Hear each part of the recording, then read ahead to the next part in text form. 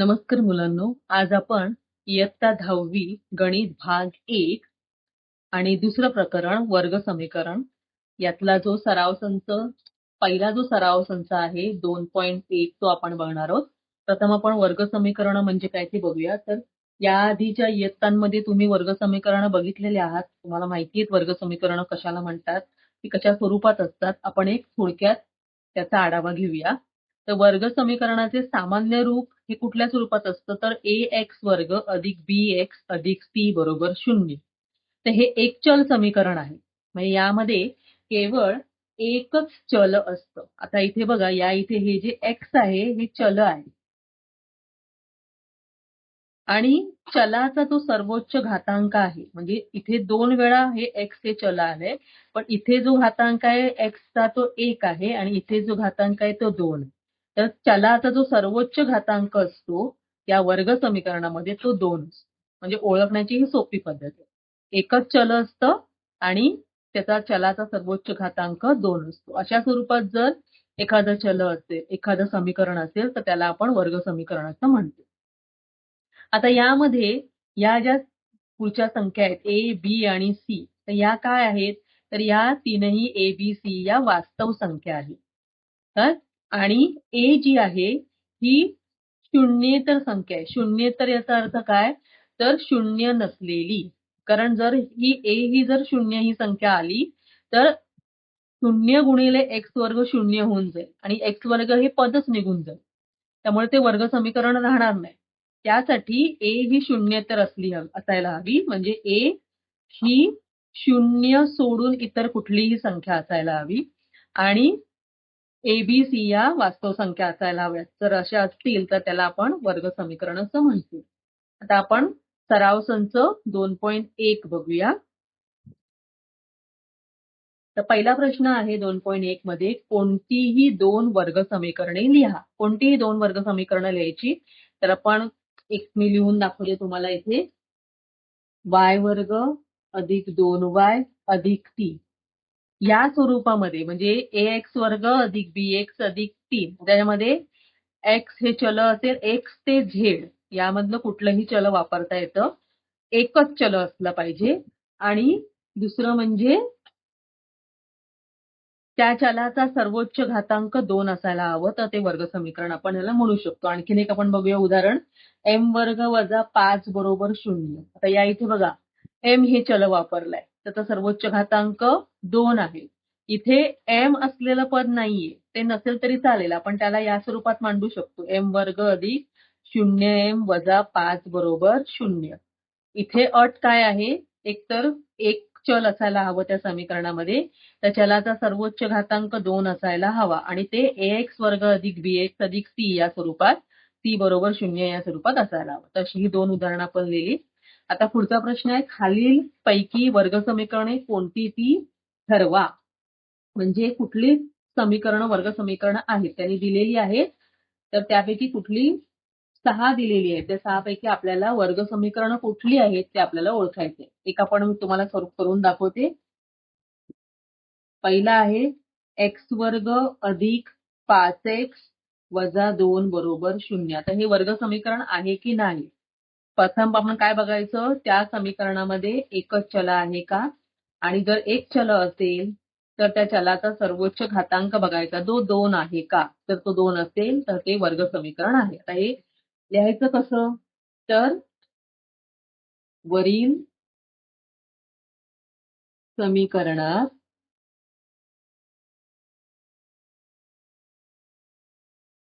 एकच चल, चल कुठल्या इथे x आहे आणि दुसरं काय आहे इथे, चलाचा सर्वोच्च घातांक 2 आहे. म्हणून हे जे वरील जे समीकरण आहे ते वर्ग समीकरण आहे. म्हणून x वर्ग अधिक 5x वजा 2 बरोबर 0 हे वर्ग समीकरण आहे. म्हणजे आपल्याला ज्या वेळेला वर्ग समीकरण आहे की नाही असं ओळखण्यासाठी प्रश्न येतो, तर अशा स्वरूपात आपल्याला ते मांडायला हवं. तर पुढचं बघा. दुसरं काय दिलंय बघा, वाय वर्ग बरोबर 5y वजा 10. आता हे दिलेलं समीकरण आधी काय करायचं, ए वर्ग वजा ए ए एक्स ए एक्स वर्ग अधिक बी एक्स अधिक सी बरोबर 0 या स्वरूपात मांडायचं. म्हणजे आपण हे 5y आणि 10 डाव्या बाजूला घेऊया. तर 5y अधिक आहे, डाव्या बाजूला आल्यावर काय होणार, वजा 5y आणि वजा 10 अधिक 10 बरोबर 0. आता हे मगासारखंच आपल्याला लिहायचंय, फक्त आपण मी सोपं रूप देऊन तुम्हाला फक्त दाखवते. ते बघा इथे इथे एकच चल आहे. पहिलं तर लिहायचं वरील समीकरणामध्ये एकच चल आहे. दुसरं चलाचा सर्वोच्च घातांक काय आहे, 2 आहे. त्यामुळे हे वर्ग समीकरण आहे. आता तिसरं बघा, y वर्ग अधिक 1/y बरोबर 2. आता इथे हे या स्वरूपात नाहीये. आपल्याला या स्वरूपात आणण्यासाठी याला काय करावं लागेल, सोपं रूप द्यावं लागेल. तर सोपं रूप द्यायचं म्हणजे काय करणार आपण, इथे तिरकस गुणाकार करणार, म्हणजे छेद समान करणार. तर छेद समान करण्यासाठी इथे आपल्याला y ने गुणावं लागेल, म्हणजे वरच्या पदाला. तर इथे तिरकस गुणाकार केल्यावर काय होईल, y चा घन अधिक इथे छेदाला y आहे त्यामुळे काय येणार, 1 बरोबर 2. आणि इथे छेदाचा गुणाकार कसा होतो, तिरकस गुणाकार असा गुणाकार अधिक असा आणि छेदाच्या संख्यांचा गुणाकार असं आलं. आता याला सोपं रूप कसं देणार, हा y या बाजूला जाईल, मग काय येईल, y घन अधिक 1 बरोबर या y ने या 2 ला गुणलं तर 2y. आता याला आपण कुठल्या स्वरूपात लिहिणार, y घन वजा 2y अधिक 1 बरोबर 0. आता इथे चल एक आहे, एकच चल आहे संपूर्ण समीकरणामध्ये, पण या चलाचा सर्वोच्च घातांक किती आहे, 3 आहे. आणि चलाचा सर्वोच्च घातांक 3 असल्यामुळे हे वर्ग समीकरण नाही. ते आपल्याला त्या पद्धतीने लिहायचं. काय लिहायला लागणार, तर वरील समीकरणामध्ये एकच चल आहे, y हे चल आहे आणि चलाचा सर्वोच्च घातांक 3 आहे, 2 नाही. त्यामुळे हे वर्ग समीकरण नाही. तर चौथं बघा, x अधिक 1/x बरोबर वजा 2. याला सोपं रूप याच पद्धतीने देणार आपण, छेद समान करणार, तिरकस गुणाकार केला, x गुणिले x वर्ग यांचा गुणाकार अधिक 1 आणि छेदांचा गुणाकार 1 गुणिले 1 x बरोबर वजा 2. आता हा x या बाजूला आपण घेऊया, मग काय येईल, x वर्ग अधिक 1 बरोबर वजा 2x. याला सोपं रूप देऊया, x वर्ग वजा 2x डाव्या बाजूला आल्यावर काय येणार, अधिक 2x अधिक 1 बरोबर 0. आता या समीकरणामध्ये बघा एकच चल आहे आणि चलाचा सर्वोच्च घातांक 2 आहे, त्यामुळे हे वर्ग समीकरण आहे. पाचवं बघा, m अधिक 2 गुणिले m वजा 5 बरोबर 0. आता आधी आपण ह्याला काय करायचं, गुणाकार करायचा. कसा गुणाकार करायचा, पहिलं m ने त्या संपूर्ण कंसाला गुणायचं आणि मग अधिक 2 ने या संपूर्ण कंसाला गुणायचं.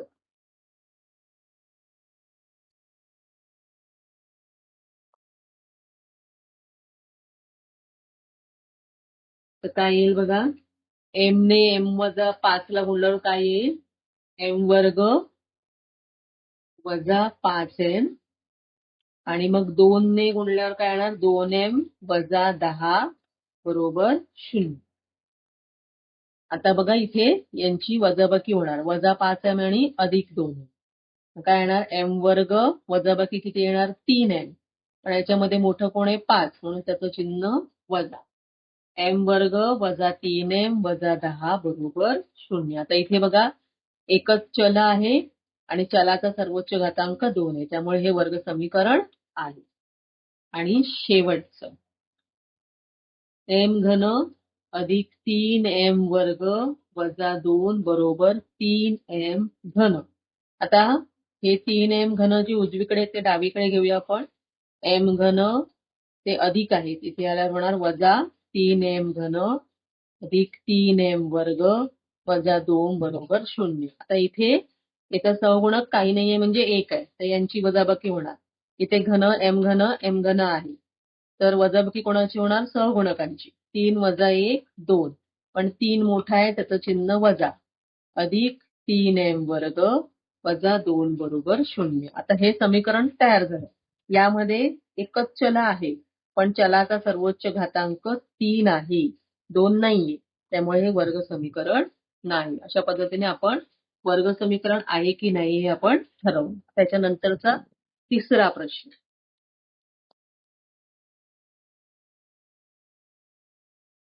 तिसरा प्रश्न काय आहे बघा. खालील समीकरणे ax वर्ग अधिक bx अधिक c बरोबर 0 या स्वरूपात लिहा आणि a, b, c च्या किमती ठरवा. आता आपण आताच्याच गणितामध्ये बघितलं की या स्वरूपात कसं मांडायचं. फक्त आपल्याला एबीसीच्या किमती तिथे लिहायच्या. पहिला प्रश्न 2y बरोबर 10 वजा y वर्ग. आधी काय करणार आपण, ही उजव्या बाजूची सगळी पद आहेत ती डाव्या बाजूला घेऊया. बघा ही वजा y वर्ग आहे, ती इथे काय येणार अधिक y वर्ग. मग y असलेलं पद लिहूया आणि मग ही संख्या. हे आलं या स्वरूपात ax वर्ग अधिक bx अधिक c बरोबर 0 या स्वरूपात आपण मांडलं. आता आपण यावरून काय करायचे, एबीसीच्या किमती लिहायच्या. तर याची तुलना आपण जर केली कोणाबरोबर, ax वर्ग अधिक bx अधिक c बरोबर 0. तर बघा a च्या जागेवर इथे काय आहे, काहीच नाहीये म्हणजे 1 आहे.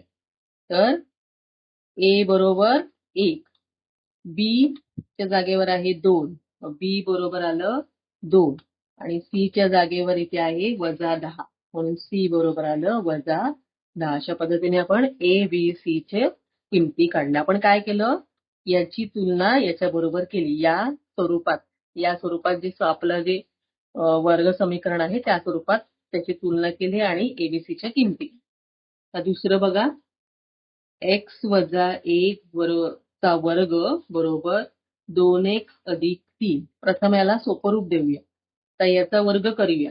तर हे कुठल्या स्वरूपात आहे, आपल्याला जे सूत्र माहिती आहे तुम्हाला a वजा b चा वर्ग त्या स्वरूपात आहे. तर आपण इथे ते सूत्र वापरणार. a चा वर्ग वजा या दोन पदांचा गुणाकार गुणिले 2 म्हणजे 2x अधिक दुसऱ्या पदाचा वर्ग बरोबर 2x अधिक 3. आता आपण इथे कुठलं सूत्र वापरलं ते लिहूया. a वजा b चा वर्ग हे सूत्र वापरलं आपण. a वर्ग वजा 2ab अधिक b वर्ग हे सूत्र आपण इथे वापरलं. आता जे उजवीकडच्या ज्या सगळ्या ज्या संख्या आहेत त्या आपण डावीकडे घेऊया. काय येणार, x वर्ग वजा 2x अधिक 1.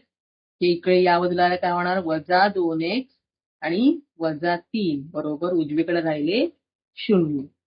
आता या इथे वजा 2x आणि वजा 2x दोघांचं चिन्ह समान आहे, त्यामुळे त्यांची बेरीज होणार आणि चिन्ह मात्र वजा राहणार.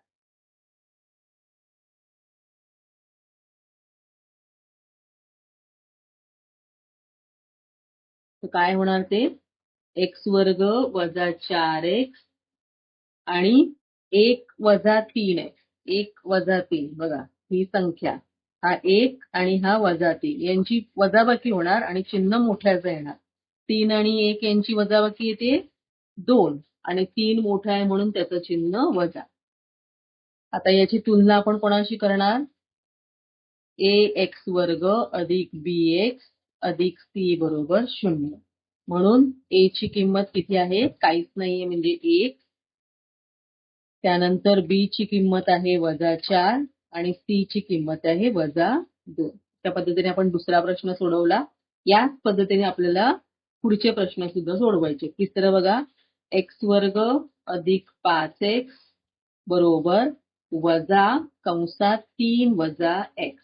आधी काय करूया, हे वजा चिन्हाने आतमध्ये गुणून घेऊया. x वर्ग अधिक 5x इथे वजाने आतमध्ये गुणलं तर काय येणार, वजा 3 आणि हे वजा वजा अधिक x. आता ही जी उजवीकडची जी पद आहेत ती आपण डाव्या बाजूला घेऊया. काय येणार, x वर्ग अधिक 5x, हा x आणि इथे घेऊया वजा x आणि हा वजा 3 अधिक 3 बरोबर 0. आता यांची वजाबाकी होणार मधल्या पदांची. 5x वजा 1 4x अधिक 4x अधिक 3 बरोबर 0. आता याची ax वर्ग अधिक bx अधिक c बरोबर तुलना केल्यावर बघा, a च्या जागेवर 1, b च्या जागेवर 4 आणि c च्या जागेवर 3. मग इथे काय येणार, a बरोबर 1, b बरोबर 4 आणि c बरोबर 3. तर याच पद्धतीने आपण चौथा प्रश्न सोडूया. चौथा प्रश्न काय बघा, 3m वर्ग बरोबर 2m वर्ग वजा 9. बघा आता हे डाव्या बाजूला घेणार आपण. 3m वर्ग वजा 2m वर्ग वजा 9 आहे. ते इथे आल्यावर कळणार अधिक 9 बरोबर 0.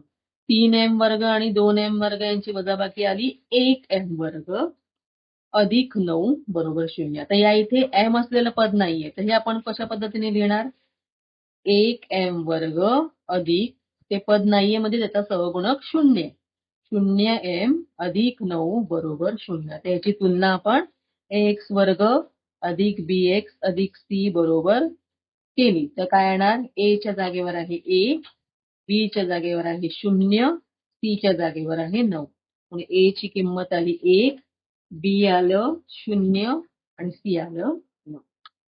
आता पाचवा प्रश्न बघूया आपण. p कंसात 3 अधिक 6p बरोबर वजा 5.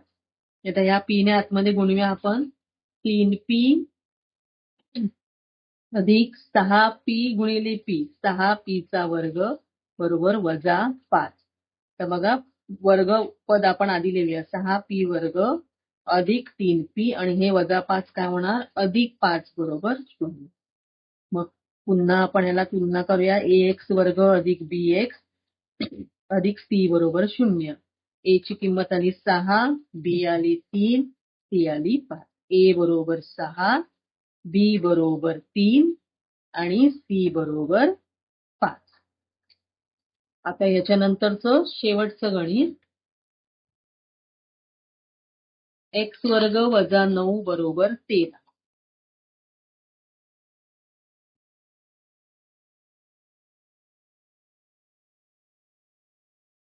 x वर्ग वजा 9 बरोबर 13.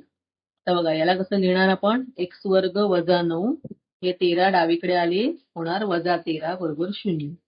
आता बघा या दोघांचे चिन्ह सारखे आहेत, त्यांची बेरीज होणार 13 अधिक 9 22, पण चिन्ह राहणार वजा. आता हे कुठल्या स्वरूपात आहे? इथे x असलेलं पद नाही. आपण कसं लिहिणार? x वर्ग अधिक 0x वजा 22 बरोबर 0 आणि ax वर्ग अधिक bx अधिक c बरोबर 0. तर a ची किंमत काय आली इथे? 1, b आली 0 आणि c आली वजा 22. a बरोबर 1, b बरोबर 0, c बरोबर वजा 22. त्या पद्धतीने आपण हा तिसरा प्रश्न सोडवला. आता आपण चौथा प्रश्न सोडूया.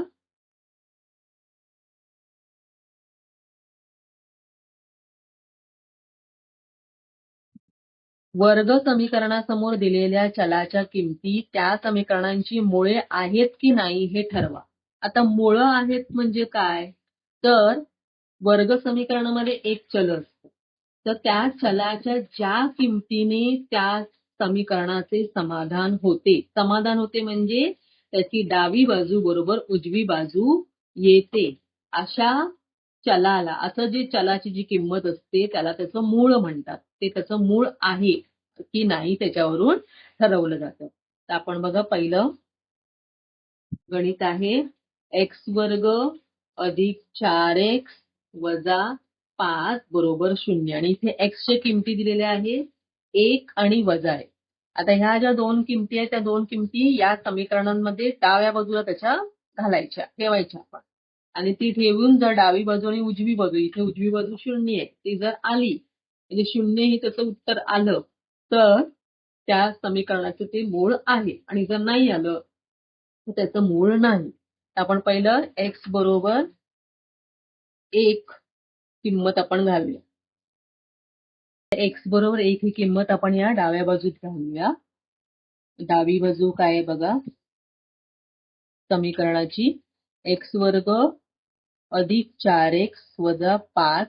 आता यामध्ये आपण ही x ची किंमत घालायची, तर ती काय येणार? 1 वर्ग अधिक 4 गुणिले 1 वजा 5. आता हे सोडवलं काय तर बघा 1 चा वर्ग 1 अधिक 4 गुणिले 1 4 वजा 5. तर 4 अधिक 1 5, 5 वजा 5 आलं 0. म्हणजे याचं जे उजवी बाजू जी आहे ती आलेली आपल्याला. डावी बाजू आपण सोडवली, x बरोबर 1 ही किंमत घातली आणि आपल्याला उजवी बाजू मिळाली. ही आहे उजवी बाजू. मग डावी बाजू बरोबर उजवी बाजू आली म्हणून x बरोबर 1 हे काय आहे? या समीकरणाचे मूळ आहे. म्हणून x बरोबर 1 हे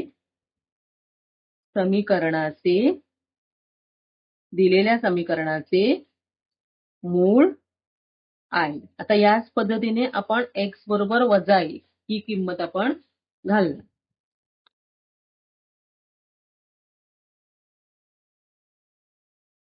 x बरोबर -1 असताना आता आपण हे डाव्या बाजूमध्ये घालूया त्या समीकरण अशाच पद्धतीने. डावी बाजू बरोबर डावी बाजू काय होती? x वर्ग अधिक 4x वजा 5 ही डावी बाजू होती. आता x ची किंमत आपण देणार -1. -1 चा वर्ग अधिक 4 गुणिले -1 वजा 5. वजा 1 चा वर्ग 1 अधिक 4 गुणिले -1 येणार -4 वजा 5. आता बघा यांची बेरीज उजव्यापैकी करणार. डावीकडून प्रथम आपण करायचं 1 वजा 4 वजा 3 वजा 5 किती आलं? -8. पण -8 हे शून्य आलं का? शून्य यायला पाहिजे. हे शून्य नाहीये म्हणजे ही उजवी बाजू येत नाही. डावी बाजू बरोबर उजवी बाजू येत नाही आणि म्हणून x बरोबर -1 हे समीकरणाचे मूळ नाही. तर याच पद्धतीने आपण दुसरं गणित सोडवूया. हे तुम्हाला समजलं असेलच कसं सोडवलंय. आता दुसरं बघा. दुसरं काय दिलेलं आहे? 2m वर्ग वजा 5m बरोबर 0 आणि इथे दोन किमती दिलेल्या आहेत. m बरोबर 2 आणि 5/2 अशा दोन किमती आहेत. प्रथम आपण m बरोबर 2 ही किंमत घालूया. m बरोबर 2 असताना आपण डाव्या बाजूमध्ये ही किंमत घालणार. डावी बाजू आहे 2m वर्ग वजा 5 आहे. बघा m ची किंमत आहे 2. 2 चा वर्ग वजा 5 गुणिले 2. काय आलं? 2 चा वर्ग 4, 4 दुणे 8. 8 वजा 5 दुणे 10. 8 वजा 10 किती आलं? -2 आणि -2 आलंय. उजवी बाजू काय आहे? 0. म्हणजे हे -2 हे उजव्या बाजू एवढं नाहीये आणि म्हणून m बरोबर 2 हे काय आहे? समीकरणाचे मूळ नाही. हे समीकरणाचे मूळ नाही. ते काय करत नाहीये? तर समीकरणाचं समाधान करत नाहीये. डावी बाजू बरोबर उजवी बाजू येत नाहीये. आता आपण काय करूया? m बरोबर 5/2 ही किंमत घालूया आणि काय होतं बघूया. समीकरणाची डावी बाजू 2m वर्ग वजा 5m. इथे 2 गुणिले m आलाय 5/2 चा वर्ग वजा 5 गुणिले 5/2. आता बघा 2 गुणिले 5 चा वर्ग 5 चा वर्ग म्हणजे 5 गुणिले 5 आणि 2 चा वर्ग म्हणजे 2 गुणिले 2 वजा 25/2. आता इथे बघा हा 2 यांचा भाग लागला. हे काय राहिलं? 25/2 वजा 25/2. तर उत्तर आलं 0. म्हणजेच काय आलं? उजवी बाजू आली. डावी बाजू बरोबर उजवी बाजू आली. त्यामुळे m बरोबर 5/2 हे समीकरणाचे मूळ आहे. समजले? अशा पद्धतीने कुठलंही गणित आलं मूळ आहे की नाही ओळखायला तर आपण ते सोडवू शकतो. आता 5वा प्रश्न बघा.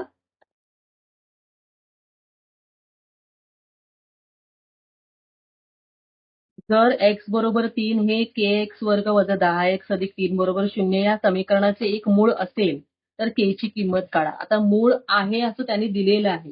तर मूळ आहे याचा अर्थ काय? तर ती किंमत इथे घातल्यानंतर समीकरणाची डावी बाजू बरोबर उजवी बाजू येते म्हणजे समीकरणाचं समाधान होतं. तर आपण हे किंमत काढण्यासाठी काय करायचं? x बरोबर 3 प्रथम आपल्याला दिलेलं आहे. हे kx वर्ग वजा 10x अधिक 3 बरोबर 0 या समीकरणाचे मूळ आहे हे आपल्याला दिलंय. आपण काय करायचं? x बरोबर 3 ही किंमत या समीकरणामध्ये ठेवायची, घालायची. x बरोबर 3 ही किंमत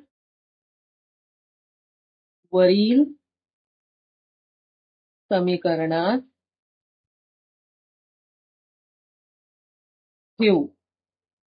म्हणजे समीकरण प्रथम आपण लिहायचं. समीकरण काय आहे? kx वर्ग वजा 10x अधिक 3 बरोबर 0. या इथे जिथे x आहे तिथे आपण x ची किंमत घालणार. x ची किंमत आहे 3. 3 चा वर्ग वजा 10 गुणिले 3 अधिक 3 बरोबर 0. तर बघा 3 चा वर्ग 9.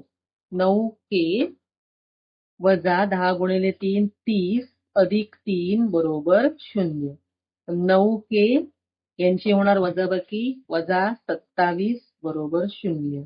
म्हणून 9k बरोबर काय आलं? 27 उजवीकडे गेल्यावर झाले अधिक 27. म्हणून k बरोबर 27 भागिले 9 किती आलं? 3.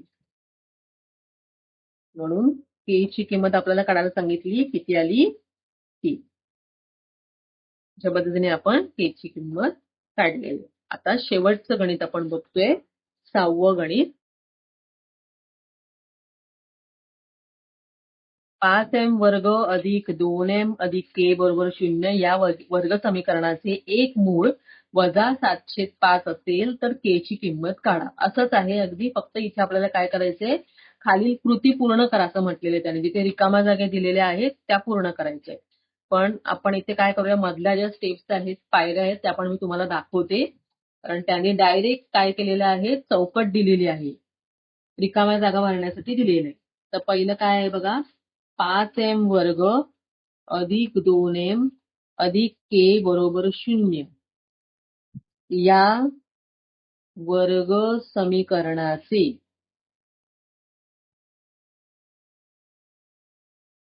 एक मूळ. त्यांनी काय दिलेलं आहे? चौकट दिली आहे. चौकटीमध्ये आपल्याला ती किंमत लिहायची. एक मूळ काय आहे?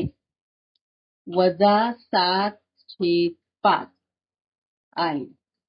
असे प्रश्न येतात जिथे आपल्याला मार्क आपण सहज मिळवू शकतो. फक्त आपल्याला चौकटी पूर्ण करायच्या, बाकी काही करायचं नाही. आता इथे m बरोबर पुन्हा चौकट दिलेली आहे आणि बघा तुम्ही तिकडे काय येणार? वरील समीकरणात ठेवू. m ची कुठली किंमत आपण वरील समीकरणात ठेवणार? वरील समीकरणात ठेवू. तर ही किंमत वजा 7/5. आता त्यांनी समीकरण न लिहिता डायरेक्ट सोडवलंय, पण आपण आधी समीकरण लिहूया. समीकरण काय आहे? 5m वर्ग अधिक 2m अधिक k बरोबर 0. तर या समीकरणामध्ये जिथे m आहे तिथे वजा 705 आपल्याला ठेवायचे. म्हणजे बघा 5 गुणिले, आता इथे चौकट पूर्ण करायची आहे.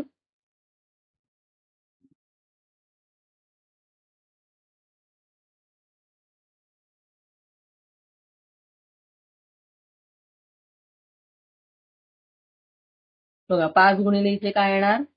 वजा 7/5 चा वर्ग. इथे पण येणार वजा 7/5. जिथे m आहे तिकडे आपण किंमत घातली.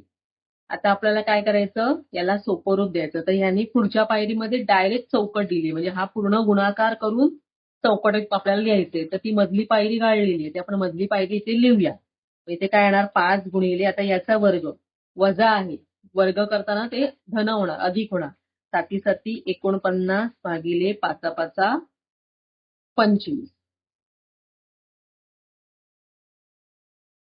अधिक 2 गुणिले, आता इथे वजा 7 गुणिले 12 आहे, तर काय होणार? वजा 14 भागिले 5 अधिक k बरोबर 0. आता इथे बघा या 5ने इथे भाग जाईल. 5 एके 5, 5 5 25. म्हणजे इथे काय आलं 49 भागिले 5 वजा 14 भागिले 5 अधिक के बरोबर 0. आता इथे वजा आहे, इथे अधिक लिहूया आणि याला कंसात टाकूया.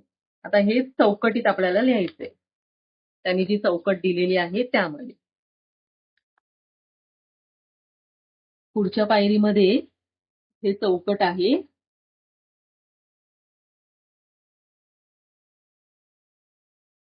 अधिक पुन्हा चौकट आहे अधिक के बरोबर 0. तर पहिल्या चौकटीत काय येणार 49 भागिले 5. दुसऱ्या चौकटीत येणार वजा 14 भागिले 5 अधिक के बरोबर 0. आता ह्याच्या पुढची पायरी काय आहे चौकट दिलेली आहे म्हणजे ह्यांची जी बेरीज करून जे उत्तर येईल ते त्या चौकटीत आपल्याला लिहायचंय. तर इथे काय होणार 49 भागिले 5 आणि हे वजा आहे अधिक वजा वजा 14 भागिले 5 अधिक के बरोबर 0 ही मधली पायरी. आता यांची वजाबाकी जी पुढच्या चौकटीत येईल.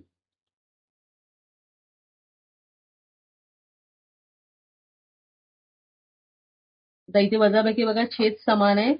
अंशांची वजाबाकी होणार. अंशांची वजाबाकी किती येते 35 भागिले 5. आता याला सोपं रूप दिलं तर काय येईल 5 एके 5 5 7 35 म्हणजे हेच काय येईल 7 अधिक के बरोबर 0. म्हणून आपल्याला के ची किंमत काढायची आहे. तर के 7 अधिक आहेत या बाजूला गेल्यावर काय होणार वजा. के ची किंमत आली वजा 7. अशा पद्धतीने आपण के ची किंमत काढलेली आहे. तर आजच्या या आपल्या व्हिडिओमध्ये आपण हे जे दुसऱ्या प्रकरणाचं जे पहिलं जे सराव संच होता सराव संच 2.1 तो सोडवलाय. तुम्हाला कसा वाटला नक्की मला कमेंट करून सांगा. त्याच्या पुढचा व्हिडिओ नक्की बघा. पुढचा आपण सराव संच 2.2 त्यामध्ये आपण दाखवणार आहोत. माझ्या चॅनलला लाईक करा शेअर करा आणि सबस्क्राईब केलं नसेल तर सबस्क्राईब करा. भेटूया आपल्या पुढच्या व्हिडिओमध्ये. तोपर्यंत धन्यवाद.